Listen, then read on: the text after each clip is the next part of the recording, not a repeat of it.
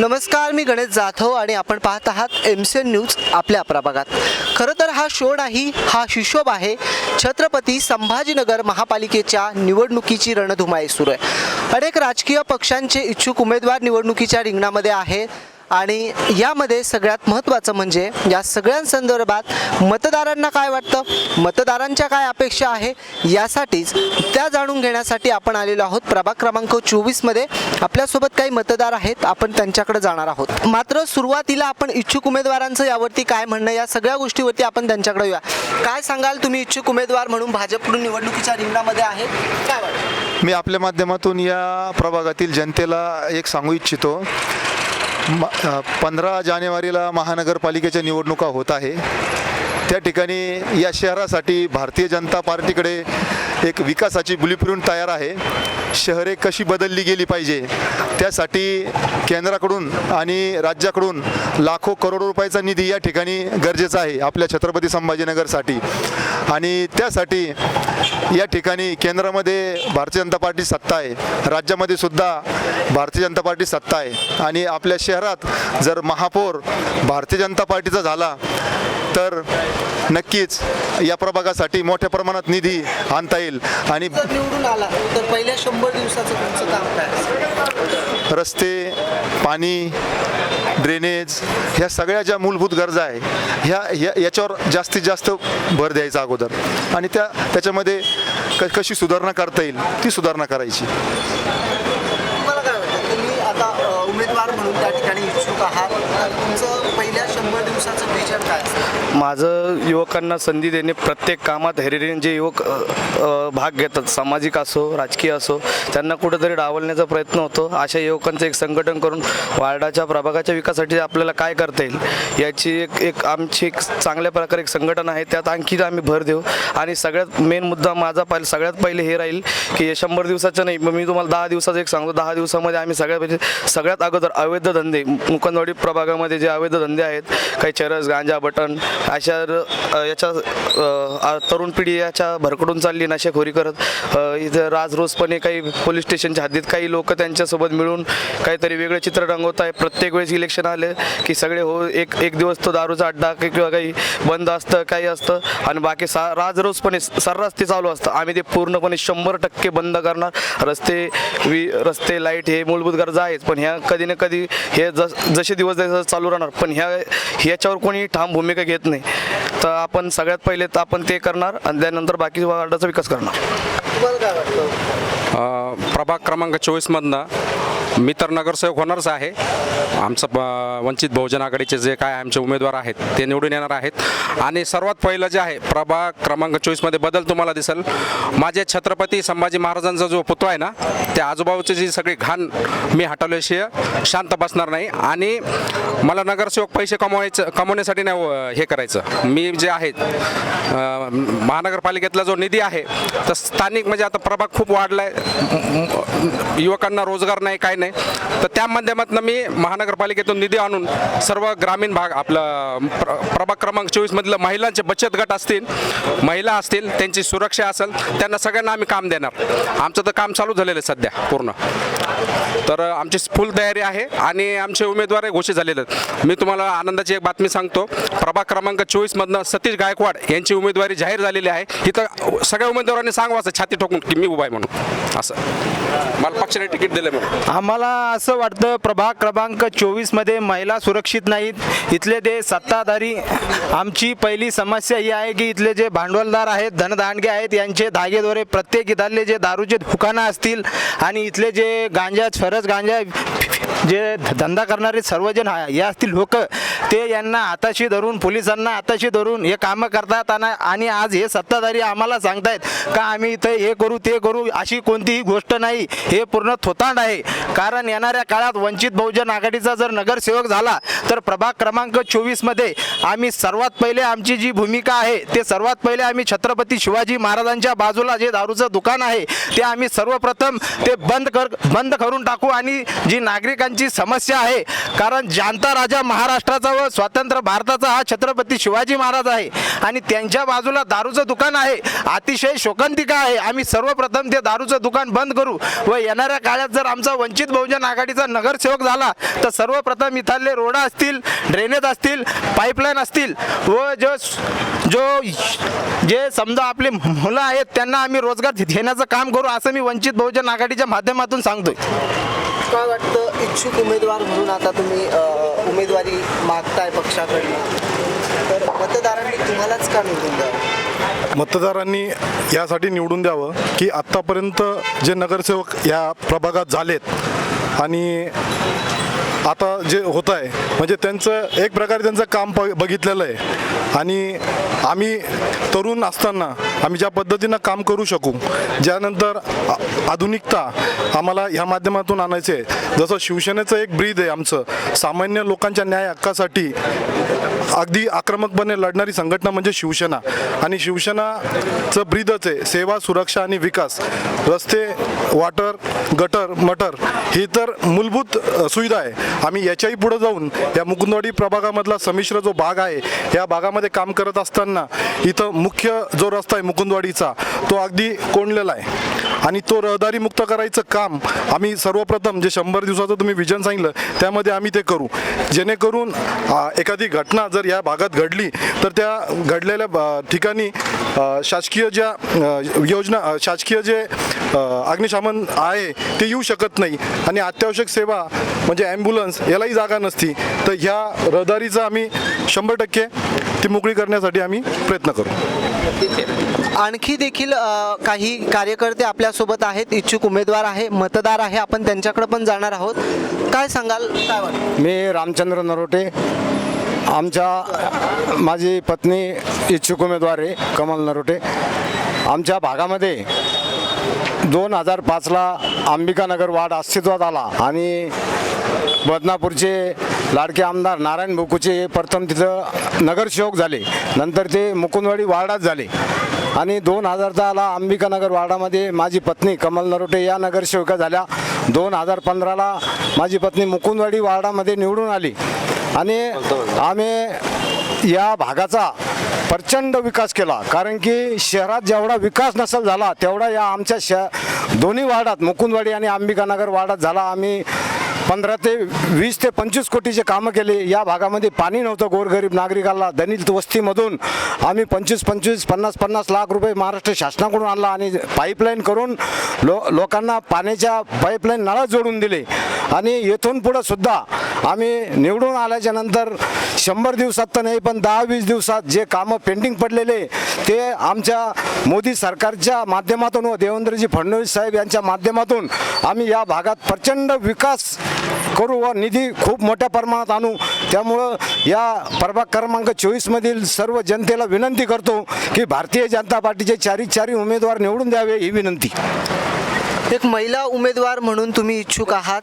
प्रथमतः महिलांसाठी कुठल्या सुविधा म्हणजे इथे तुम्ही आणा, काय अडचणी आहे महिलांबद्दल सांगा. महिलांसाठी सुविधा बालसंस्कार आणू, वार्डामध्ये जे महिला सुरक्षित नाहीत त्यांच्यासाठी काम. तुम्हाला काय वाटतं? हां, आत्ताच आमची पत्नी ते बोलता येत नाही थोडेसे, पण आमचा एक व्हिजन आहे. आमचं जे व्हिजन आहे की रस्ते, पाणी आणि वीज वगैरे, ड्रेनेज हे तर मूलभूत सुविधा आहेत. ह्या प्रत्येक उमेदवार तर करतो म्हणतो असतो का करतोच आहे, पण त्याच्या व्यतिरिक्त आमचं जे व्हिजन आहे की मी आणि माझी पत्नी गेल्या 25 वर्षापासून या भागामध्ये स्वामी समर्थ केंद्र चालवतो. त्या अगोदर 30 वर्षापासून आम्ही भारतीय जनता पार्टीत आम्ही कार्यकर्ता आहे आणि या केंद्राच्या मार्फत आत्ताच आमच्या बंधूंनी सांगितलं की आम्ही दुकानं हटवू, पण आम्ही म्हणतो की दुकानात माणूसच जर नाही गेला दारू प्यायला तर दुकान तिथं काय करणार आहे. तर ते व्यसनमुक्ती आमच्या केंद्रामार्फत एक व्यसनमुक्ती हा विषय घेऊन आम्ही तो आज ऑलरेडी चालू आहे आमचा. त्यानंतर बालसंस्कार वर्ग, आज संस्काराच्या बाबतीत जर खूप विचार केला तर संस्काराच्या बाबतीत खूप संस्कृती ढासळते. तर ही संस्कार कसे असावेत हे संस्कार करण्याचं कार्य ऑलरेडी आम्ही गेल्या 25 वर्षापासून या भागामध्ये मुकुंदवाडी भागामध्ये करतो आहे. त्यानंतर महिलांसाठी स्वयंरोजगार स्वयंरोजगार हा विभागसुद्धा आम्ही चालवतोय. त्यानंतर ज्या शासनाच्या महाराष्ट्र शासनाच्या ज्या योजना आहेत, केंद्र शासनाच्या ज्या योजना आहेत, त्या योजना सामान्य माणसापर्यंत पोहोचवणं हे आमचं मूळ उद्देश आहे. जे की उदाहरणार्थ आज युवकासाठी मोदी सरकारने खूप मोठी बँकेला सांगून एक रोजगार उपलब्ध करून द्यायचा प्रयत्न केला आहे, पण त्यांना बँकापर्यंत गेले तरी त्यांना कर्ज मिळत नाही. ते कर्ज मिळवून देणे आणि महिलांसाठी बचत गटामार्फत कर्ज मिळवून देणे, त्यानंतर गोरगरीब जनतेसाठी मग त्यामध्ये सगळे समाजाचे लोक असतील आणि गोरगरीब जनतेसाठी घरकुल योजना ही सामान्य माणसापर्यंत कशी पोहोचेल, हे आम्ही त्याचा विचार करू आणि येणाऱ्या प्रत्येक योजना जी सरकारच्या आहेत त्या सामान्य माणसाला माहीत करून त्यापर्यंत पोहोचण्याचं आमचं हे उद्दिष्ट आहे, हे मी आपल्याला सांगतो. तुम्ही इच्छुक म्हणून आहात, कुठल्या पक्षाकडून आहात? नमस्कार, मी जगदीश रमेशराव नांदरकर, ओबीसी प्रभागातून मी माझ्या पत्नीला या ठिकाणी उभं करणार आहे. मागच्या वेळेसही मी ओबीसीमधून उभा होतो, माझा थोड्या मतांनी पराभव झाला आणि त्यानंतर मी भारतीय जनता पार्टीचं 10 वर्ष काम केलं आहे. बूथप्रमुख होतो, ओबीसी मंडळ अध्यक्ष होतो आणि यावेळेसही मी इच्छुक आहे. आणि जर माझी अशी इच्छा आहे की पक्षाने यावेळेस माझ्यासोबत न्याय करावा, कारण भारतीय जनता पार्टीचं लक्ष असं आहे की तरुणांना जास्तीत जास्त संधी देणार आहे. तर आम्हाला वाटतं आता जुन्या लोकांना बाजूला सारून नवीन तरुणांना या ठिकाणी संधी देण्यात यावी अशी आमची इच्छा आहे. आणि आमचा जो प्रभाग क्रमांक 24 आलेला आहे, या प्रभागामध्ये जास्तीत जास्त स्लम एरिया आहे आणि अतिक्रमणाची समस्याही मोठ्या प्रमाणात आहे. एखादी दुर्घटना जर घडली तर अग्निशामकची गाडी तिथे जाऊ शकत नाही. त्याचंही काम आम्ही करू अशी आमची इच्छा आहे. आणि बरेचसे कामं आहेत, प्रत्येकाने एक कामं सांगितले, कोणी दारूचे दुकान, कोणी काही, ते सर्व आम्ही डोळ्यासमोर ठेवून या ठिकाणी काम करणार आहोत. पण पक्षांनी आम्हाला न्याय द्यावं हीच आमची इच्छा. खरं तर काही मतदार पण आहेत, आपण मतदारांशी बोलूयात, त्यानंतर पुन्हा आपण इच्छुक उमेदवारांकडे जाणार आहोत. तू मतदार आहेस, मतदान करणार आहेस, तर तुझ्या म्हणजे तुला कसा उमेदवार अपेक्षित आहे? उमेदवार कसा असेल? उमेदवार म्हणजे असं की बुवा सर्वांना सर्वांना त्यानं काही सगळं करायला पाहिजेत, तर ते उमेदवार आपण निवडून आणू शकतो. पक्ष महत्वाचा की उमेदवार महत्वाचा? पक्ष पण महत्त्वाचा आहे, कारण पक्षाकडून निधी जर व्यवस्थित आली तर उमेदवार नक्कीच व्यवस्थित काम करेल. आणि महत्त्वाचा विषय राहिला की स्लम एरियात आहेत आणि त्या भाऊनी पण सांगितले, इथं अतिक्रमण पण आहेच खूप. आणि त्याचबरोबर गंजेटी मुलं, तुकारी धंदे जास्त झाले. औरंगाबाद शहरामध्ये मुकुंदवाडी क्राईममध्ये 1 नंबर झाला आहे. तर हा जे शहरामध्ये मुकुंदवाडी जो 1 नंबर झाला क्राईममध्ये, हे पूर्ण संपुष्टात आणलं पाहिजे अशी अपेक्षा पूर्ण आमच्या जनतेकडून इच्छुक उमेदवाराकडे आहे. मग जेणेकरून जे शहरामध्ये मुकुंदवाडीचं जे क्राईममध्ये नाव आलं आहे, हे पूर्ण संपुष्टात आणलं पाहिजे. समस्या काय तिथल्या मुख्य समस्या काय की ज्या समस्या त्या उमेदवारानं निवडून आल्यानंतर सोडायला हव्या? आता समस्या ही सगळ्यांची एक कोणती ना कोणती गोष्ट समस्यामध्ये आहेच, जेणेकरून प्रत्येकांचे जे प्रॉब्लेम आहेत ते सॉल्व झाले पाहिजे. आता जे नागरिक आहेत, जे यंग मुलं आहेत, त्यांचे सगळ्यांचे प्रॉब्लेम सॉल्व झाले पाहिजे. जॉबमुळं, त्याच्यामुळं, डिजिटलमुळं सगळे हे झालेले आहेत. त्यामुळं जे कोणी निवडून येईल, जे तरुण असतील, तर त्यांनी जे सगळ्यांचे जे प्रॉब्लेम आहे ते सॉल्व करायला पाहिजेत. कारण की एका जणाला काही प्रॉब्लेम नाही आहे, सगळ्यांना सगळे प्रॉब्लेम असतात, काही ना काही सगळ्यांमध्ये काही प्रॉब्लेम असतात. त्यामुळे सगळ्यांचे प्रॉब्लेम हे जे सॉल्व झाले पाहिजेत. पूर्वीच्या नगरसेवकांनी केलेल्या कामावरती तुम्ही समाधानी आहात? बिलकुल नाही. काय कामं करायला पाहिजे? माझी एवढी इच्छा आहे, नगरसेवक झाल्याच्या नंतर हा नगरसेवक नसला पाहिजे. हा नगरसेवक हा जनसेवक झाला पाहिजे. जनताची सेवा करणारा हा नगरसेवक लोकांनी, सामान्य नागरिकांनी निवडून द्यायला पाहिजे. तो कसा असला पाहिजे? निर्व्यसनी, निस्वार्थी आणि एक सामान्य कुटुंबातला व्यक्तिमत्व असलं पाहिजे, जेणेकरून त्याला गोरगरिबाची जाणीव असणार नेता असला पाहिजे. मतदार म्हणून तुम्ही मतदान करणार आहात? बिलकुल बिलकुल.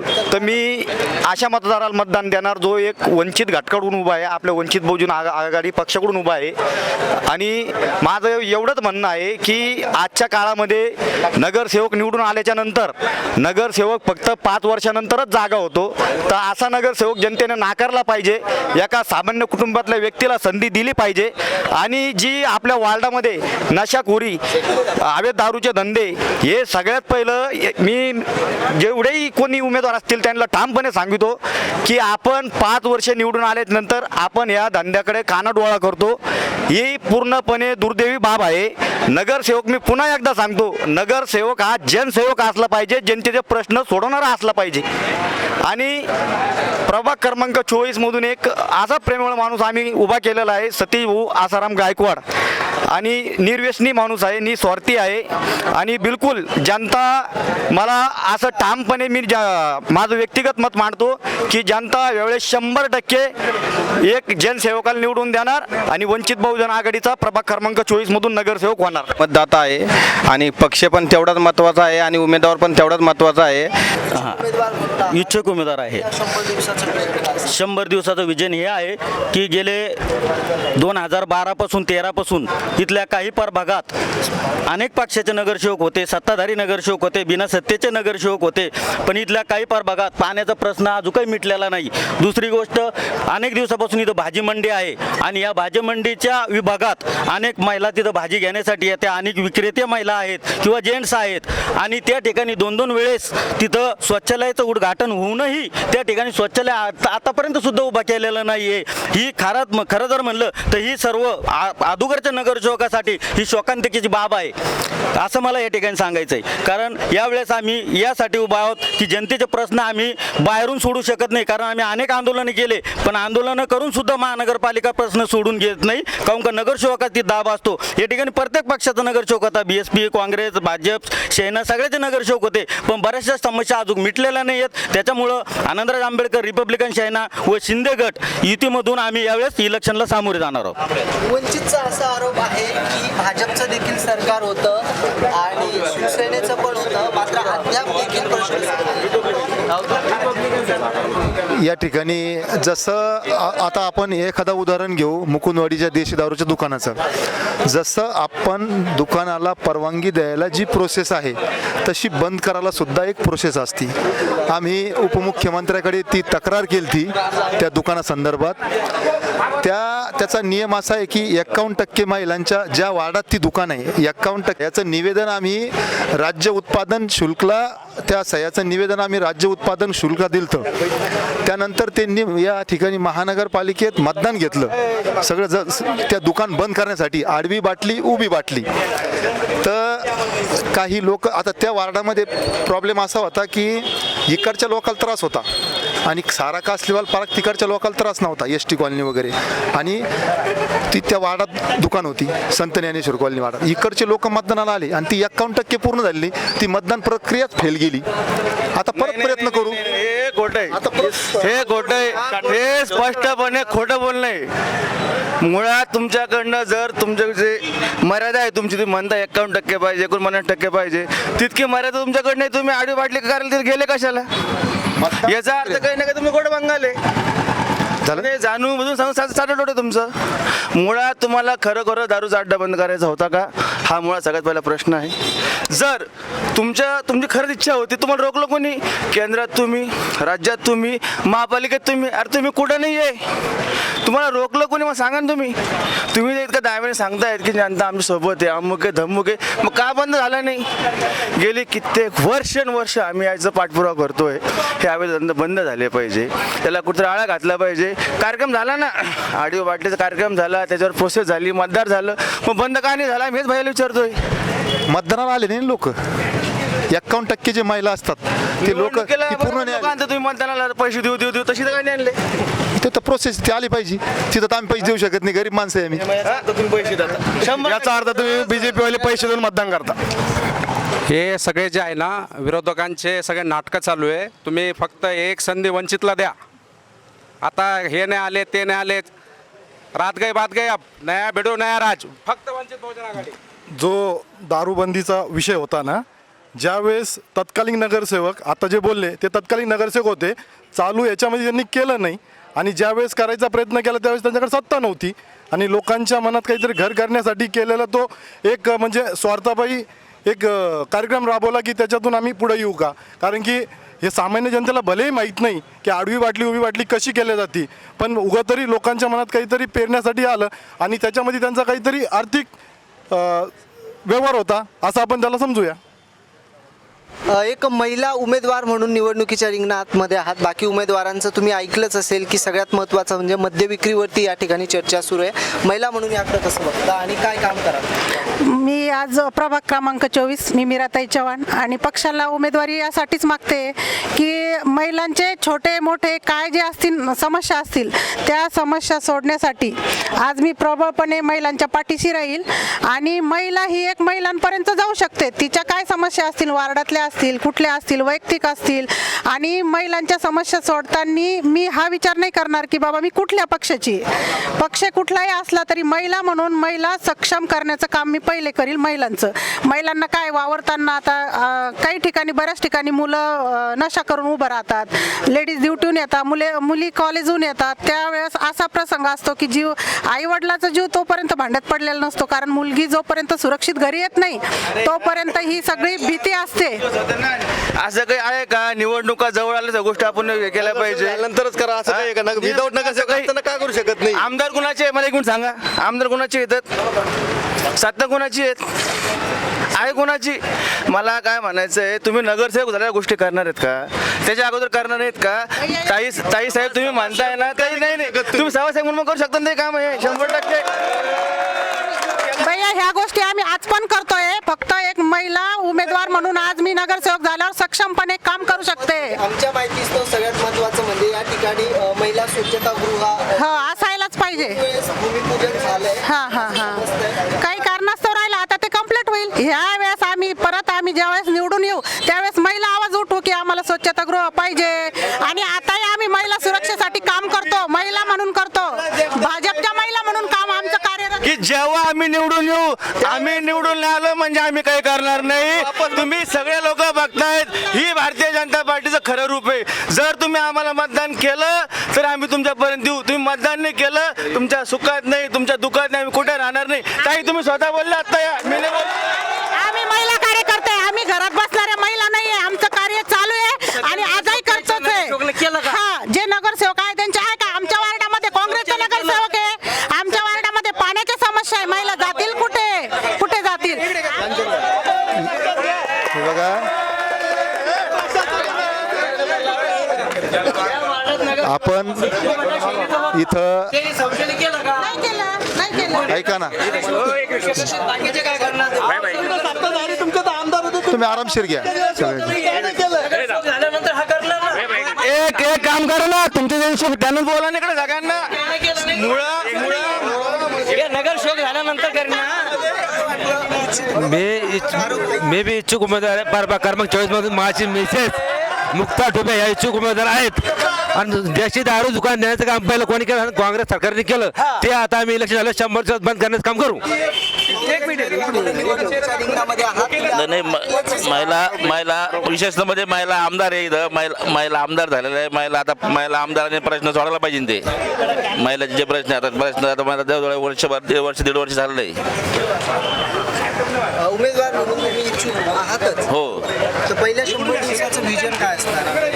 काय काम करणार तुम्ही जर निवडून आलात? आम्ही पहिल्या 100 दिवसामध्ये जे भाजपच्या नगरसेवकाच्या वार्डामध्ये कामं झालेले नाहीये, जे 100% रोड, जवळपास 50% रोडचे कामं बाकी आहे, पाण्याचे कामं बाकी आहे, ड्रेनेजचे कामं बाकी आहे. आणि काँग्रेसचा नगरसेवक आहे अंबिकानगर वार्डामध्ये 100% ड्रेनेज, 100% पाणी आणि 100% रस्ते सगळे नगरसेवक गटनेते तथा नगरसेवक भाऊसाहेब पाटील जगताप यांच्या वार्डामध्ये झालेले नाही. तर तुम्ही जाऊन बघा, 100% सर्व सुविधा नुकतं वाढ झालेला आहे तो. काँग्रेस पक्ष हा विकासाच्या मुद्द्यावर निवडणूक लढणार आहे. यापूर्वी संजय नगर असेल किंवा अंबिकानगर संतोष माता नगर वाडा असेल, या दोन्ही वार्डात आम्ही आमच्या त्या दोन्ही नगरसेवकांनी तिथले रस्ते जे महानगरपालिकात गेल्यानंतर जे नगरसेवकाचं कर्तव्य असतं, जे सार्वजनिक सुविधा द्यायचं, ते आमच्या दोन्ही नगरसेवकांनी केलंय. बाऊलाल गुजर नगरसेवक असताना संजय नगरचे सर्व रस्ते, तिथल्या ड्रेनेज लाईन याचं काम केलं. त्या काळात थोडंफार राहिलं असेल, पण त्याही पेक्षा अधिक चांगलं काम आमच्या संतोषी मातानगर अंबिकानगर वार्डाचे नगरसेवक भाऊसाहेब जगताप यांनी केलं. तिथले ड्रेनेज असेल किंवा पिण्याच्या पाण्याचा प्रश्न असेल किंवा रस्त्याचा प्रश्न असेल अत्यंत चांगल्या पद्धतीने हाताळला आहे. आणि त्या व्यतिरिक्त आम्ही डॉक्टर कल्याण काळे साहेब या भागात 10 वर्ष आमदार असतानाच्या काळात त्यांच्या फंडामधून या भागात सामाजिक सभागृह असतील, रस्ते असतील किंवा इथल्या ड्रेनेज लाईनचा प्रश्न असेल तोही आम्ही मार्गी लावला आहे. आणि आताही खासदार झाल्यानंतर त्यांचा निधी आम्ही त्यांच्याकडे मागितला आणि बरेचसे कामं देखील चालू होतील. आणि आले नाही ते 1.5 वर्ष होऊन खासदार झाले पण आपल्या या भागात आले नाही ते. आणि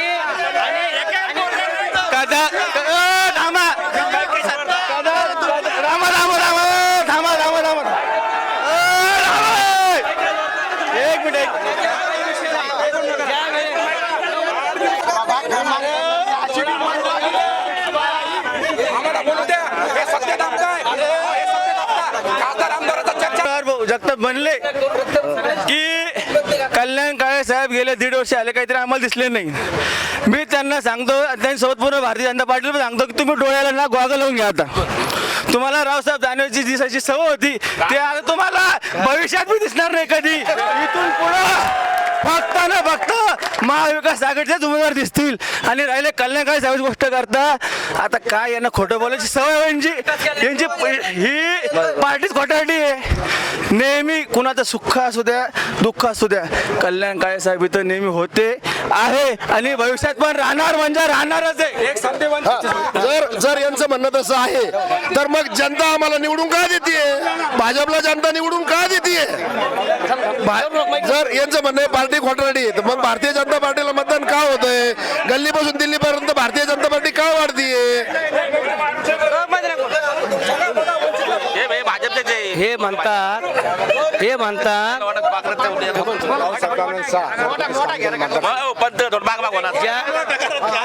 ज्या योजना जेवढ्या